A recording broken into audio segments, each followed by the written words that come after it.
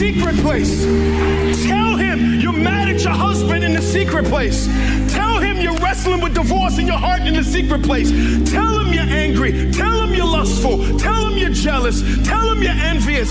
Tell him you don't feel like doing Christianity. If you've ever felt sorrow, depression, grief, he understands that. If you've ever felt you've been pushed to the point of wanting to die, he understands that. There is nothing any of us have ever felt in our hearts, hear me, man, that the Lord cannot understand. So Matthew writes to us in Matthew chapter 21, verse 18, and in the morning, as he was returning to the city, that is Jerusalem, from Bethany, he became hungry. 95% of the time when we're talking about the Lord Jesus, we're talking about his deity.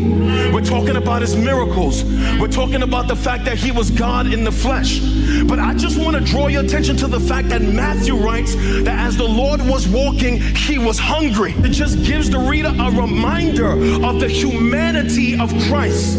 That not only was he God, but he was also fully man at the same time. This theological term we call the hypostatic union, the merger of deity to humanity, Christ, God in a body. And although we pray to him and we worship him and we know that he was God, I just got to remind somebody today that he was also a man. And because he was a man, he is intimately acquainted with all of your emotions and your feelings. If you felt weary, he understands that. If you felt tired, he understands that. If you felt frustrated, he understands that. If you've had issues in marriage, he understands that, because his bride is not faithful to him all the time either.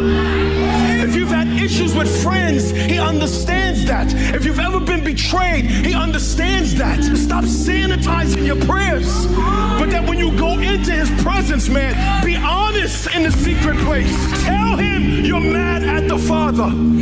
Tell him you feel like you're not listening to my prayers. The Lord can handle all of your humanity. A brother got issues, and a brother still has brokenness, and I don't want to go into my secret place and have to mask what I'm feeling in my heart.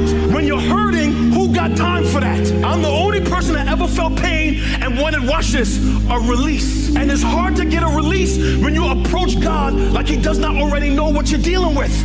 This is why the unknown writer of Hebrews tells us that we can approach the throne of grace boldly, because we serve a high priest, watch, who is intimately acquainted, the Philip Anthony Mitchell translation, with every single emotion, struggle in your heart. He was a human being just yet without sin. There is nothing you will ever feel that brings tears to your eyes or sorrow to your heart that Christ